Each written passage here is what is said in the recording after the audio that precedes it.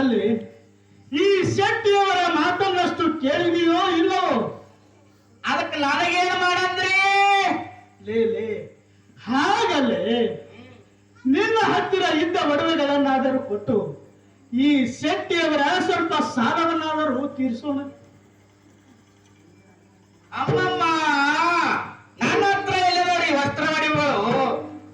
ಎಂದು ನಿಮ್ಮ ಕಿರಿಯ ಮಗ ಏಮಣ್ಣ ಆ ಸೂಳಿಯ ಮನೆ ಸೇರಿಸದವ ನೋಡ್ರಿ, ಆಗಲೇ ಕೊಟ್ಟ ಬಿಟ್ಟೆ ನಾನು ನಾಗಮ್ಮಗ ಬಸಮ್ಮಗ.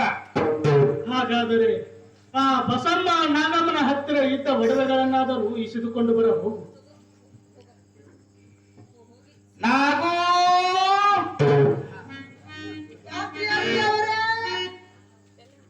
ನಿನ್ನ ಒಡವೆಗಳಾದ ಸ್ವಲ್ಪ ಕೊಡ್ರೆ.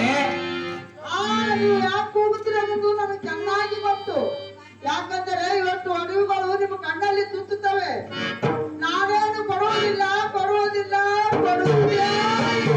ಇಲ್ಲಿ ಕೊಡ್ರೆ ಎರಡು ಮೂರು ದಿವಸದಲ್ಲಿ ತಂದು ಕೊಡುವವರು. ನೀವೇನು ಕೇಳಬೇಡ್ರಿ ಕೇಳಬೇಡ್ರಿ ಕೇಳಬೇಡ್ರಿ. ತಂಗಿ ಬಸಮ್ಮ, ಯಾಕ್ರಿ ಅಂತೀವ್ರೆ? ನಿನ್ನ ಒಡವೆಗಳಾದ ಕೊಡುವೆ ಸ್ವಲ್ಪ. ನೀವು ಯಾಕೆ ಕೂಗ್ತೀರಿ ಅನ್ನೋದು ನನಗೆ ತಿಳಿದಿರುವುದು ಚೆನ್ನಾಗಿ.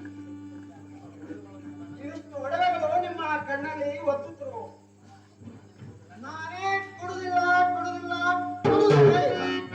ಇರ್ಲಿ ಕೊಡೆ, ನಾಲ್ಕಾರು ದಿವಸದಲ್ಲಿ ತಂದು ಕೊಡುವವರು.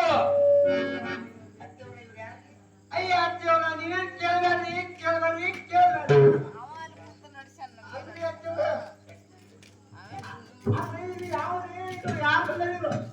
ಅವ್ರಂದ ತಂಗಿ ವಿಜಯ ಅವರು ಶೆಟ್ರು ಅದರ ಶೆಟ್ರು.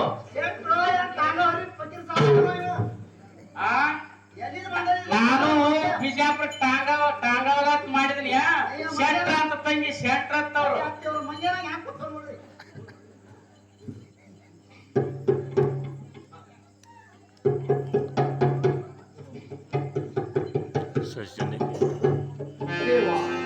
ಮಲ್ಲಿಕಾರ್ಜುನ, ನನ್ನ ಅತ್ತಿ ಕುಟುಂಬಕ್ಕೆ ಈ ಪರಿ ಸಂಕಷ್ಟವೇ? ಬೇಡ ಪ್ರಭು ಬೇಡ.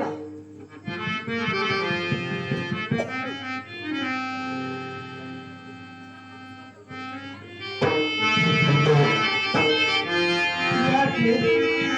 ಏನಾಯಿತು? ಒಡವೆಗಳನ್ನು ತಂದೆಯ? ಇಲ್ಲ, ಅವರು ಕೊಡಲಿಲ್ಲ.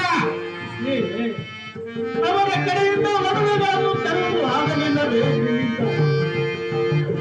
ಈ ಸಿಂಹಾರರು, ಈ ಸೌಕಾರರು ಇನ್ನು 2-3 ದಿವಸಗಳಲ್ಲಿ ನಮ್ಮ ಹೊಲ ಮನೆಯನ್ನು ಕಸಿದುಕೊಂಡು ಹೋಗುವರು.